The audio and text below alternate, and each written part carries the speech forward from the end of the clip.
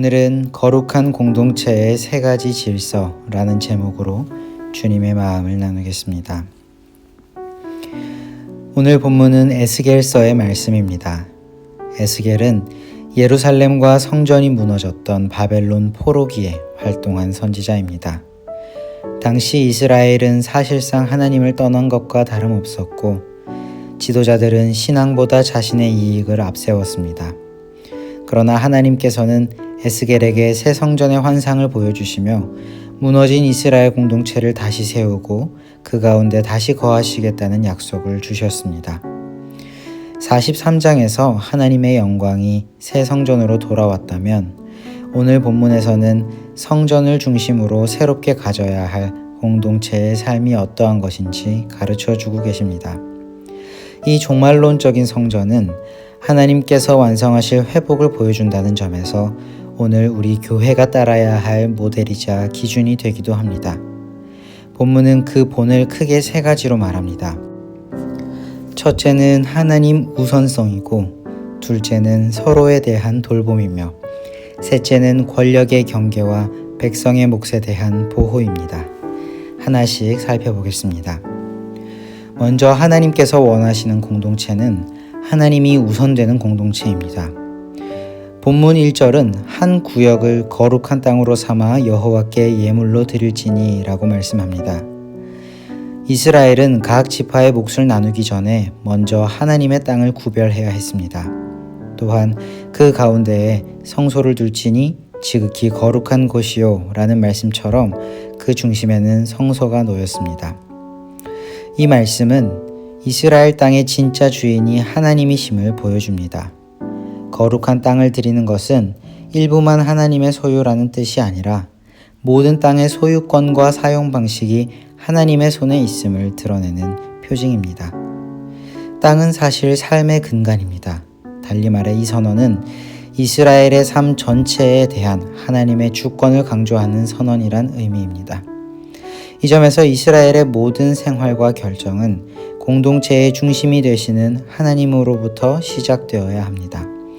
이스라엘이 지켜야 할 거룩함은 자기 삶 전체에서 하나님의 주권을 인정하는 것이어야 한다라는 것이죠. 이 점에서 오늘날 교회 역시 이를 본받아야 할 줄 믿습니다. 재정과 공간, 시간과 인력을 사용할 때에 개인의 편의와 집단의 이익보다는 하나님의 뜻을 먼저 생각해야 합니다. 우리 역시 자신의 필요를 채운 뒤에 남는 것으로 하나님께 드리려 하지 말고 모든 선택의 시작점에서 하나님의 뜻을 물어야 할 줄 믿습니다. 거룩한 공동체는 하나님께 남는 자리를 드리는 공동체가 아니라 하나님을 첫 자리에 모시는 공동체입니다. 다음으로 하나님께서 원하시는 공동체는 각 사람의 자리와 필요를 돌보는 공동체입니다. 4절은 제사장들에게 그들이 집을 지을 땅이 되게 하며 라고 말씀합니다. 이어 레위인에게도 성전 봉사를 위한 땅을 주시고 성읍의 땅은 이스라엘 온 족속에게 돌리고 라고 하셨습니다. 하나님께서는 각 사람이 자신의 책임을 감당하며 살 수 있도록 합당한 자리를 마련하셨습니다. 이는 거룩한 공동체가 각 사람의 역할과 필요를 소중히 여긴다는 뜻입니다. 모든 사람의 직무는 다르지만 누구도 불필요한 존재가 아닙니다. 또한 그들에게 주어진 땅은 지위를 위한 특권이 아니라 맡은 역할을 감당하기 위한 삶의 기반입니다.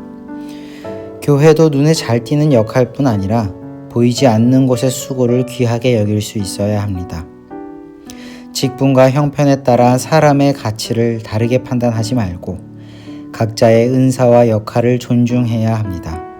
또 서로의 자리를 침범하지 않으면서도 어려움에 놓인 사람의 필요를 함께 살피는 공동체가 되어야 할 줄 믿습니다. 특별히 누구도 스스로를 불필요한 존재라 여기지 않도록 자신이 책임을 다할 자리와 역할을 교회는 마련해 줄 수 있어야 합니다. 교회는 모두가 하나님 안에서 자기 존재의 의미를 발견할 수 있는 곳이 되어야 하지 않겠습니까? 끝으로 하나님께서 원하시는 공동체는 권력의 경계를 세우고 백성의 몫을 보호하는 공동체입니다. 7에서 8절은 왕에게 별도의 땅을 주시면서도 나의 왕들이 다시는 내 백성을 압제하지 아니하리라고 말씀하십니다. 왕의 몫을 정한 것은 고대 사회에서 굉장히 이례적인 규정입니다. 이 규정은 왕이 백성의 땅을 빼앗지 못하게 하려는 조치였습니다. 하나님께서는 나머지 땅을 각 지파에 나누어 주게 하심으로 백성의 기업을 보호하셨습니다. 이는 하나님의 거룩함이 권력의 사용과 연결되어 있음을 보여줍니다. 왕은 백성을 자기 뜻대로 다스리고 소유하는 자가 아니라 하나님의 경계 안에서 백성을 보호해야 하는 사람들이었던 겁니다. 하나님께서 주시는 권한은 자신의 이익을 위한 권리가 아니라 다른 사람을 섬기기 위해 맡겨진 일종의 책임이었던 셈이죠. 이 점에서 교회의 모든 결정과 권한에도 분명한 원칙과 책임이 있어야 합니다. 개인의 영향력이 말씀과 정당한 절차보다 앞서서는 안 되며 재정과 행정도 투명함이 마땅합니다. 거룩한 공동체란 힘 있는 사람의 뜻이 쉽게 이루어지는 곳이 아니라 책임을 다하는 곳이며 약한 사람의 몫은 보호되는 그런 곳이어야 합니다. 말씀을 맺겠습니다. 에스겔이 본 새 성전에서 하나님께서는 성소를 중심에 두시고 각 사람에게 합당한 자리를 주셨으며 왕의 권한에는 경계를 세우셨습니다. 이를 통해 거룩한 공동체는 하나님을 먼저 모시고 서로의 필요를 돌보고 채우며 권력의 절제를 다른 사람의 몫을 보호하는 그러한 역할들을 감당해야 한다고 가르쳐 주시는 겁니다. 하나님의 거룩함은 예배뿐 아니라 우리의 선택과 관계, 자원과 권한을 사용하는 방식에서 모두 드러납니다. 우리 원일교회가 하나님을 첫자리에 모시고 모든 사람을 귀하게 여기며 힘보다 말씀을 따르는 교회가 되기를 간절히 기원합니다. 그리하여 공동체의 모든 질서 속에서 하나님의 거룩하심이 드러나는 그러한 우리 교회가 되기를 간절히 기원합니다. 기도하겠습니다. 하나님 아버지, 오늘도 말씀으로 하루를 시작하게 하시니 감사합니다. 무엇보다 말씀을 통하여 교회가 세워가야 할 마땅한 질서를 깨닫게 하시니 참으로 감사드립니다. 우리는 늘 하나님을 위한다고 하면서도 실제로는 우리의 계획과 편의를 먼저 앞세우며 살아왔습니다. 주변 지체들의 필요한 자리를 돌아보지 못하고 맡겨진 권한과 직분을 섬김의 기회가 아닌 나의 권리로 여겼던 부족함을 회개합니다.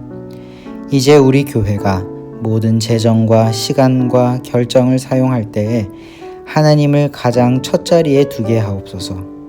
눈에 띄지 않는 자리에서 수고하는 형제 자매의 몫을 먼저 챙기게 하시고 힘 있는 자의 주장이 아닌 말씀과 정당한 책임으로 운영되는 공동체가 되게 하여 주시옵소서. 이 질서를 신실하게 지켜나갈 때에 우리 교회가 세상 속에서 하나님의 거룩하심을 온전히 드러내는 복된 공동체로 든든히 서게 될 줄 믿습니다. 감사합니다. 오늘도 우리를 사랑하시는 주 예수 그리스도의 이름으로 간절히 기도합니다. 아멘.